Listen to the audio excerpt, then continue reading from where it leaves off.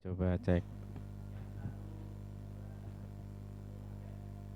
Bismillahirrahmanirrahim. Assalamualaikum warahmatullahi wabarakatuh. Waalaikumsalam warahmatullahi wabarakatuh. Alhamdulillah wassalatu wassalamu ala Rasulillah wa ala alihi washabihi mawalah la haula wala quwata illa billah ma ba'dah. Teman-teman semuanya, sahabat LPTNU, alhamdulillah pada kesempatan siang menjelang sore ini kita bisa berjumpa kembali di sesi talkshow kelima dengan tema membangun komunikasi publik.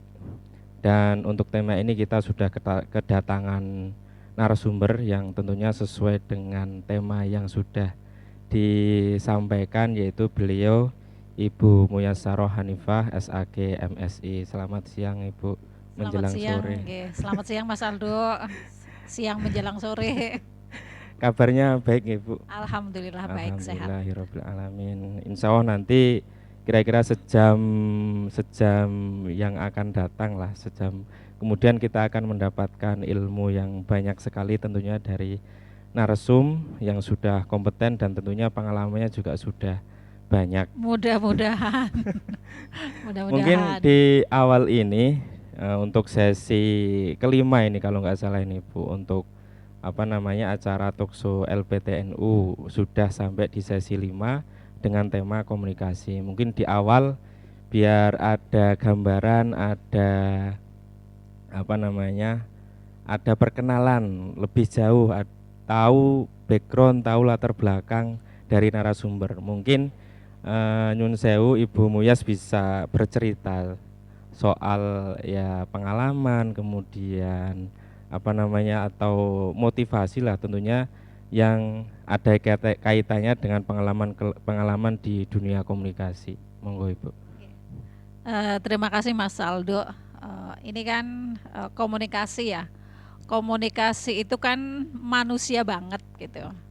Kegiatan manusia semenjak dia lahir, atau kegiatan pertama kali yang dilakukan oleh manusia sejak dia lahir itu adalah komunikasi. Manusia lahir, dia menangis. Nah, tangisannya itu kan sebenarnya dia ingin menyampaikan pesan sebenarnya.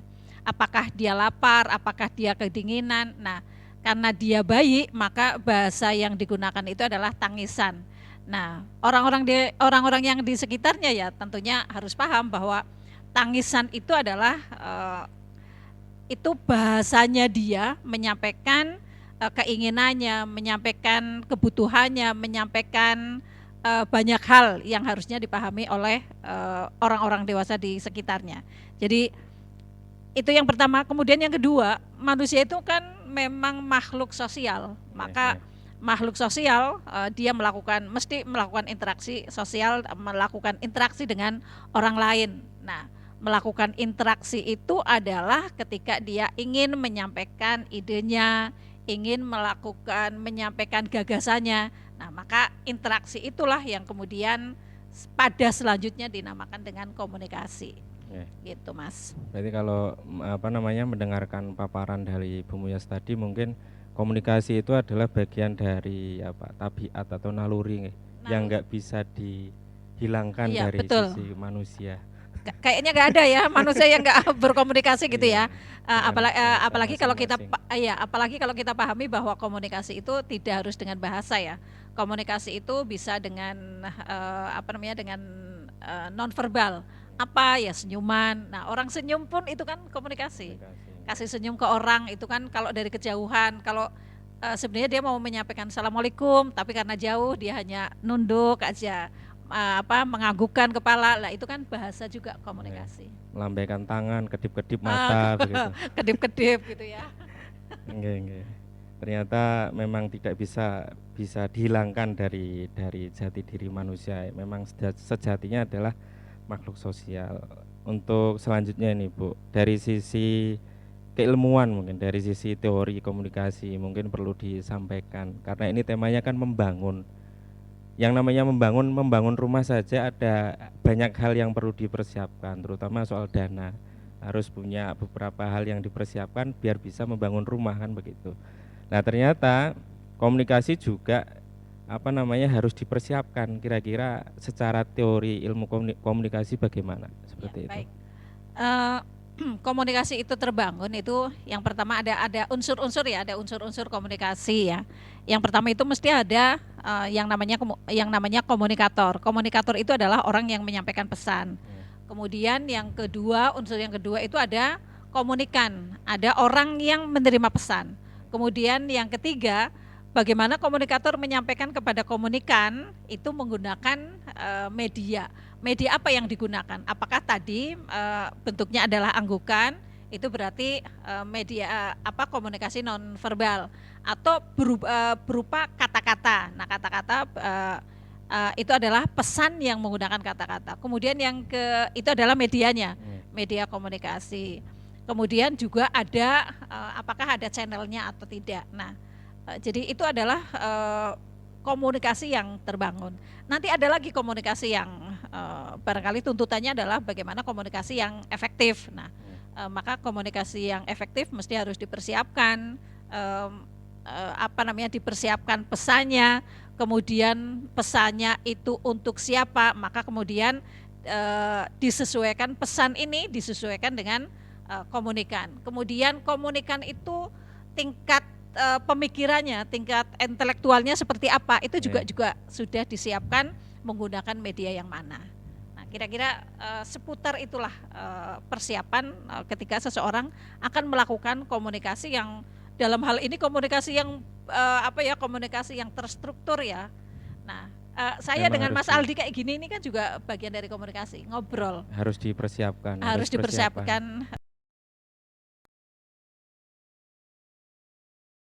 atau juga para komunikator politik itu biasanya mereka detail untuk persiapan komunikasi.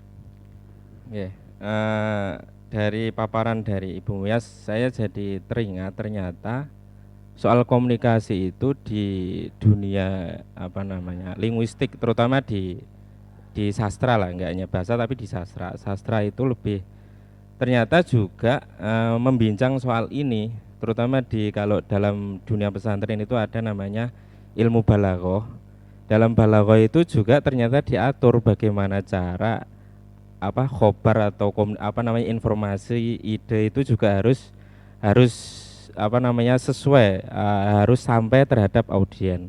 Kalau bahasa balaghahnya ya muqtadul maqam atau apa gitu. Jadi ada istilah kalau dalam balaghah itu, kalau dunia pesantren ada balaghatul kalam, ada balaghatul mutakalim. Ternyata kayaknya ada kemiripan, artinya ternyata situasi juga harus dipertimbangkan, kecakapan secara personal komunikator atau tadi jenengan menyampaikan atau bahasa Arabnya itu mutakalim, ya ternyata harus ada kecakapan di mana komunikasi itu juga harus dipertimbangkan audien seperti itu. Betul. Nah, ini pertanyaan berikutnya, apakah dalam ilmu komunikasi itu memang ada integrasi dengan keilmuan yang lain seperti itu? Monggo. Kalau integrasi dengan ilmu yang lain jelas nggih. Jadi orang yang mau melakukan komunikasi yang efektif ya harus memahami yang pertama itu adalah siapa yang diajak bicara. Berarti kan komunikator harus paham siapa yang menjadi menjadi komunikannya, siapa yang akan diajak bicara, dan kemudian tadi mereka dari kalangan yang mana? Apakah mereka dari kalangan intelektual atau dari kalangan masyarakat biasa atau dari kalangan mahasiswa, ataukah mereka dengan anak-anak? Dan kemudian yang selanjutnya atau yang ketiga itu juga situasinya seperti apa? Kalau situasinya pagi barangkali enak banget, segar, masih fresh, agak bulat sedikit juga nggak apa-apa. Tapi kalau sudah jam 12, jam Contohnya 11, ini ya, Bu. ya mudah-mudahan ya para pemirsa tidak merasa bosan nih silakan sambil ngantuk-ngantuk juga karena situasinya jam-jam segini gitu. Ini otak juga dipaksa ini, Bu, biar tetap fokus itu. Iya, udah Bu, fisik udah butuh istirahat ya, rehat ya. Kira-kira begitu Mas Aldo. Setelah itu mengenai perkembangannya, kalau tadi secara teoritis mungkin seperti itu ya, banyak hal yang harus dipersiapkan. Kemudian dilihat dari perkembangannya dulu, cara orang dulu berkomunikasi dengan cara orang sekarang berkomunikasi, karena sekarang juga tidak lepas dari perkembangan teknologi. Mungkin gimana itu komentarnya dari Bu Muyas? Nggih, kalau misalnya kalau dulu orang berkomunikasi itu ya langsung ya, berkomunikasi langsung, eee, atau berkomunikasi yang tidak langsung. Nah, berkomunikasi tidak langsung kalau dulu kan surat. Nah, kalau sekarang kan sudah enggak. Kalau sekarang Ada. zamannya zaman teknologi, bisa komunikasi dengan ponsel, bisa komunikasi dengan email, suratnya kalau dulu surat yang menggunakan apa namanya kantor pos gitu ya. Nah, sekarang Harus kan pakai perangko. pakai perangko. Dulu kita sempat ngumpul-ngumpulin perangko gitu ya. Sekarang kan enggak. Sekarang kan relatif suratnya surat elektronik. Jadi 2 menit aja udah sampai. Itu orang berkomunikasi pada saat sekarang. Nah, kemudian di samping sekarang orang dengan menggunakan surat atau dengan menggunakan ponsel, sekarang kan bisa menggunakan media sosial. Lebih Media mudah. lebih mudah.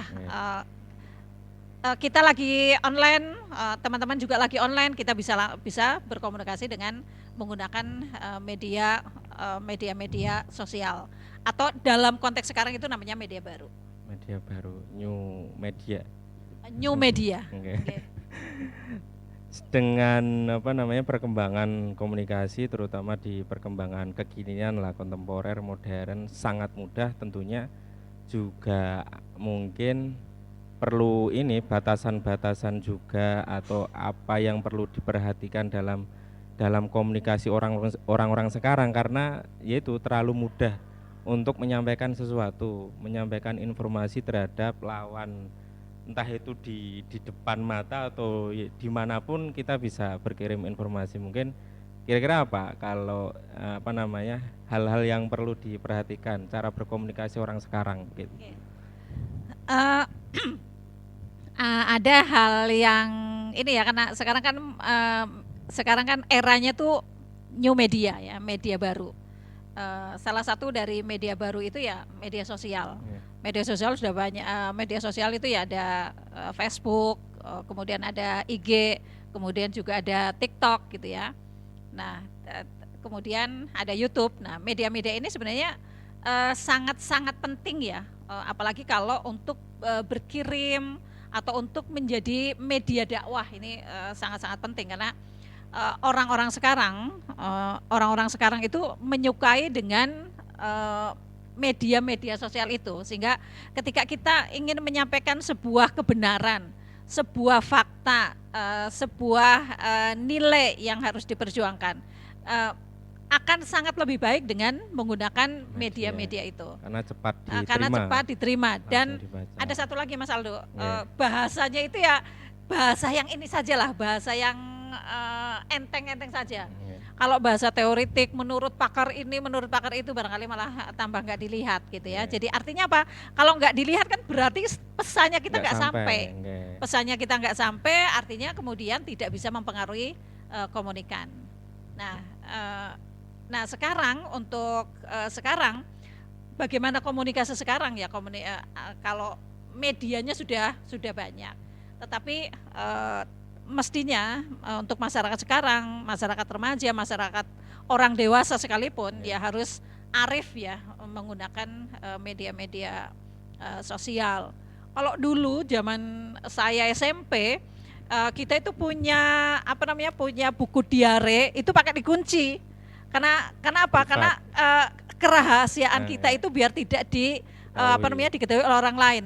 Lah sekarang malah zaman new media ini malah orang-orang itu mengungkapkan rahasianya itu menjadi status.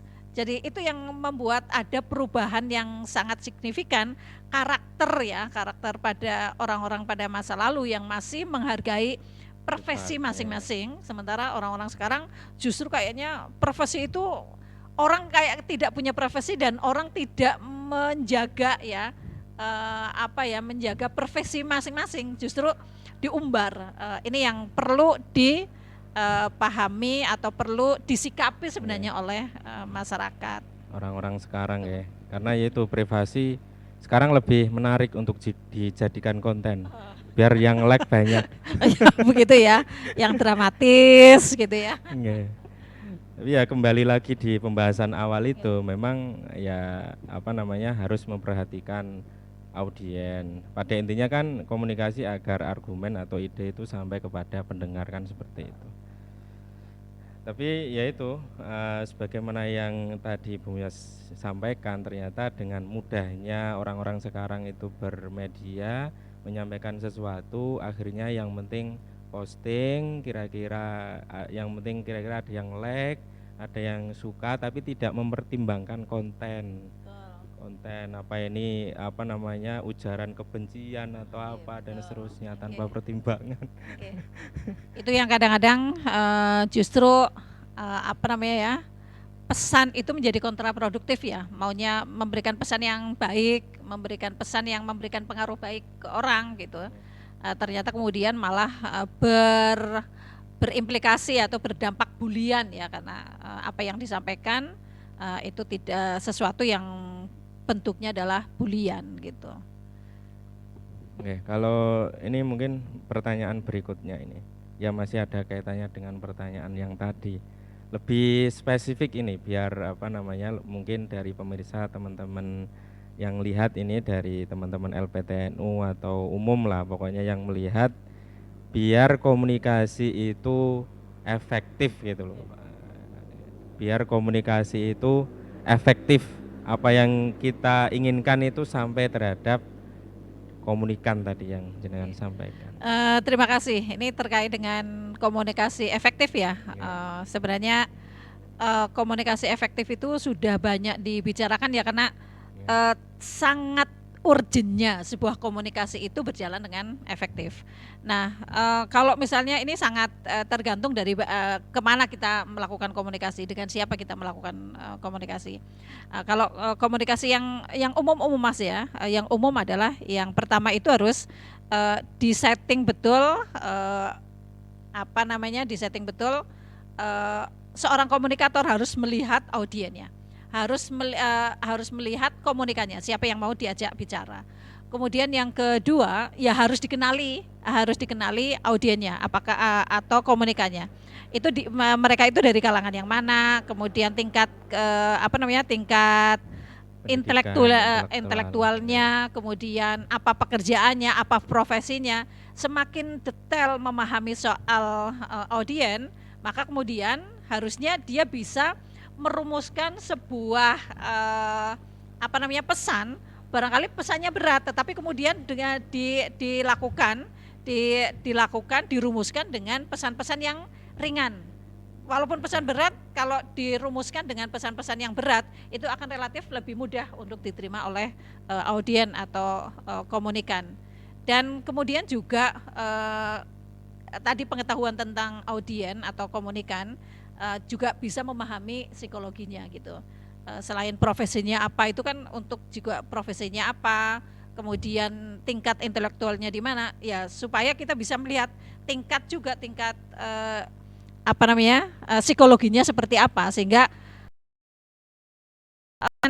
pesan-pesannya ini adalah pesan-pesan yang tepat, pesan yang bisa dipahami benar dan waktunya juga cocok. Nah, sehingga pesannya sedikit tapi sampai. Itu yang kemudian banyak pakar menyampaikan, itulah yang dinamakan dengan komunikasi yang efektif. Berpikir komunikasi efektif, berarti kan ini berbicara pelaku ini. Komunikasi harus efektif, berarti kan ini pelaku. Nah, kira-kira yang komunikator. Komunikator. Nah, kira-kira melihat seperti itu, kira-kira siapa itu yang harus berpikir seperti itu? Artinya siapa yang harus persiapan biar komunikasinya efektif? Ya, komunikator. Apapun latar belakangnya gitu. Iya, komunikator misalnya seorang ketua LDI, LPTNU. Ketua LPTNU, dia akan menyampaikan program-programnya gitu. Kalau ketua LPTNU, karena audiennya atau publiknya ya, dalam hal ini publiknya LPTNU LPTN itu kan lembaga perguruan tinggi. NU. Nah, lembaga perguruan tinggi kan logikanya mereka dari kalangan intelektual. Maka Akademisi. menggunakan bahasa-bahasa intelek itu juga menggunakan bahasa-bahasa kampus, bahasa-bahasa kekinian itu juga bisa ditangkap oleh kalangan masyarakat atau publiknya LPTNU. Tapi barangkali akan berbeda ketika komunikatornya itu misalnya ketua PCNU gitu ya, akan menyampaikan pesan-pesan kepada masyarakat NU, tentu akan berbeda. Tentu akan berbeda karena ini masyarakatnya umum, kemudian juga komunikannya atau audiennya juga umum, tidak audiennya itu heterogen ya, tidak homogen ya seperti LPTNU. Ya maka ini harus menggunakan menggunakan strategi dengan penggunaan bahasa dan metode yang relatif mudah, relatif untuk standar orang yang paling rendah pun bisa memahami. Petani, pedagang, ibu rumah tangga bisa ya. paham semua. Nah kalau untuk LPTNU ya enak aja bicara soal dengan menggunakan bahasa-bahasa yang ilmiah karena orangnya pada ilmiah semua. Pakai bahasa sasi-sasi ya tetap bisa diterima. Bahasa sasi-sasi, bahasa implikasi, imunisasi. Termasuk ini mungkin kami perlu respon juga ini dari Bu Muyas karena pakar komunikasi nih. Yang perlu pakar ya. Yang perlu direspon mungkin adalah soal ini cara berkomunikasi orang-orang elit, orang-orang yang punya pengaruh kuat di masyarakat agar komunikasinya itu tidak gaduh gitu loh. Kira-kira komentarnya gimana? Terutama begini, yang belum lama itu kan kita dihadapkan harga-harga komoditas mahal, minyak goreng mahal, terus LPG langka, terus disarankan pakai kompor listrik, pokoknya semua serba listrik. Yang paling yang paling jauh lagi yang belum lama kayak COVID itu kan juga beragam komentar, beragam cara berkomunikasi, padahal mereka juga elit, artinya apapun yang disampaikan di publik pasti dipertimbangkan begitu loh. Soal minyak goreng langka terus disuruh serba rebus begitu kan, komoditas mahal terus suruh memanfaatkan lahan-lahan kosong untuk nanam apa yang kira-kira bisa ditanam. Artinya itu kan juga masyarakat bingung ini elit pemerintah tidak memikirkan solusi tapi kayak mainan, kayak seolah-olah pernyataannya itu simple, ringan seperti itu. Gimana itu komentar? Terima kasih Mas Aldo. Ini sebenarnya kita menjadi punya gambaran ya, sebenarnya elit-elit politik kita tuh seperti apa gitu ya. Apakah elit politik kita bisa memahami persoalan masyarakat atau enggak gitu ya. Elit politik bisa merasakan, bisa memahami, bisa empati dengan penderitaan masyarakat atau enggak gitu. Kita bisa lihat siapa-siapa yang para elit politik yang menanggapi persoalan-persoalan berat bagi masyarakat itu dengan cara enteng sekali, dengan tanpa berpikir. Itu bagian dari elit-elit politik yang justru tidak tidak arif dalam menggunakan media, tidak arif dalam melakukan komunikasi politik terhadap masyarakat. Padahal masyarakat kan sebenarnya sangat sederhana ya, ketika dia kesulitan kemudian elit meredam dengan bahasa yang enak, dengan bahasa yang santun, kan sebenarnya masyarakat juga akan menerima. Tetapi ketika ada oknum-oknum politik ya, oknum-oknum atau pelaku-pelaku politik yang berbicaranya tidak tidak terukur, tidak dewasa gitu ya. Ya harusnya orang-orang di dekatnya itu bisa mengingatkan, misalnya sekarang masanya minyak mahal, ya jangan pakai minyak dong. Itu kan sangat-sangat tidak paham terhadap situasi dan kondisi masyarakat. Loh gimana nggak pakai minyak, wong dia bakul mendoan. Nah bagaimana bagaimana nggak pakai minyak, dia kan dia kan pengrajin keripik pisang yang keripik untuk menjadi keripik itu pisangnya harus digoreng. Nah kemudian pisangnya direbus kan dia berarti menjadi berpindah dari pengrajin keripik pisang menjadi pengrajin pisang rebus. Nah ini kan nggak solutif gitu. Dan saya kok lebih berharap ya pada aktor-aktor politik itu tidak gampang menyakiti hati rakyat ya. Harga-harga naik itu sudah menyakitkan. Kemudian kelangkaan gas juga sudah sangat menyakitkan. Dulu masyarakat menggunakan kayu bakar, kemudian diminta alih pada gas. Ternyata gasnya sekarang mahal dan komentarnya enteng saja. Nah itu kan berarti sangat-sangat tidak memahami persoalan rakyat. Nah para politisi ini yang seperti itu tadi itu berarti kan komunikasinya sangat-sangat buruk dan tidak mempertimbangkan penderitaan masyarakat gitu Mas. Ya minimal kalau kelangkaan gas itu sudah dikasih solusi pakai kompor listrik. Cuman yaitu nanti kalau masak kayak lontong, masak yang butuh waktu berjam-jam itu wattnya harus berapa? Dan mereka yang kena lagi kan masyarakat kecil. Kalau masyarakat ekonomi kelas atas ya nggak mikirkan listriknya berapa, kemudian kompor listrik juga sudah banyak, kemudian makanan juga mungkin bisa GoFood dan lain sebagainya. Ya lagi-lagi masyarakat miskin lagi yang kena. Berarti kategorinya tidak efektif begitu ya cara itu sama sekali bukan tidak efektif Mas. Komunikasi buruk.